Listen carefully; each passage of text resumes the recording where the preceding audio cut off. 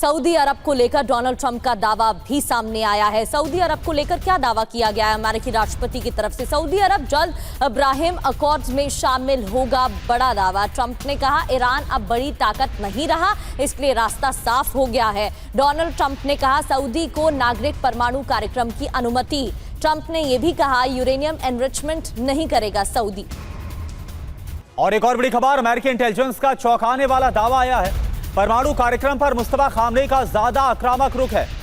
ईरानी leadership nuclear weapon क्षमता बढ़ाने की कोशिश अब कर रहा है। तो अमेरिकी इंटेलिजेंस की तरफ से यह कहा गया है कि परमाणु कार्यक्रम को लेकर Mustafa Khamenei Ayatollah Ali Khamenei से कहीं ज्यादा आक्रामक है, ज्यादा एग्रेसिव है।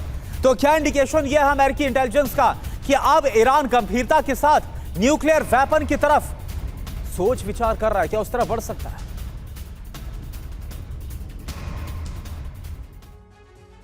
तो ईरान बनाएगा एटमी हथियार। मुस्तफा को लेकर अमेरिकी इंटेलिजेंस ने बड़ा दावा किया है। नई लीडरशिप परमाणु कार्यक्रम तेज कर सकती है, दावा यह भी है। और एक बड़ी बात यह कि ईरान न्यूक्लियर वेपन क्षमता हासिल करना चाहता है।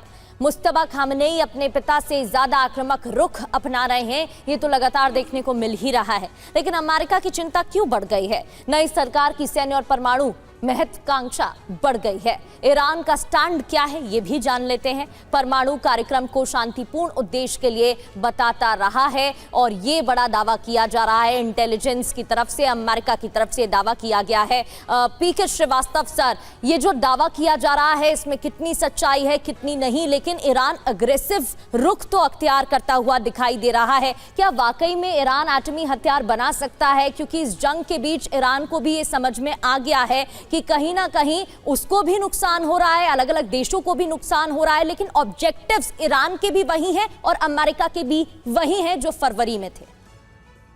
प्रगति, जहां तक सवाल ईरान का है, ईरान जो है वो शायद अभी उस मुकाम पे नहीं पहुंचा है जहां वो वेपन्स बना सके। लेकिन जिस तरह की बात अमेरिकी इंटेलिजेंस की तरफ से आ रही है, ये एक तरीके का एक एनवायरमेंटल इनपुट है। बाकी जो नाटो कंट्री के जो एलाइज हैं, नाटो कंट्रीज वाले, उनको एक मैसेज दिया जा रहा है। इराक के संदर्भ में आपने देखा था, कहा गया था कि वहां पर वेपन्स ऑफ मास डिस्ट्रक्शन हैं, जबकि वहां कुछ भी नहीं निकला। तो जब आप किसी के ऊपर हमला करना चाहते हैं मिलजुल करके, तो कोई न कोई मुद्दा बनाना पड़ेगा। तो हम इसको मान के चलेंगे, इसको you have to take it with a pinch of bag full of salt कि इसमें कितनी सच्चाई है। लेकिन हाँ, चूंकि अब ट्यूसडे को एक मुलाकात हो रही है नाटो कंट्रीज के साथ, तो ये एक सामने होना चाहिए कि आखिरकार ये हम क्यों करने वाले हैं, क्यों हम ये एक दूसरे के साथ मिलजुल कर कर रहे हैं। एक बात मैं और बताना चाहूंगा, जहां तक नाटो एग्रीमेंट का सवाल है, उस एग्रीमेंट में ये एक ज्योग्राफी के लिए है, वो वेस्टर्न ज्योग्राफी के लिए। सर, आपने बड़ी इंपॉर्टेंट बात को हाईलाइट किया है कि एक ठोस वजह चाहिए।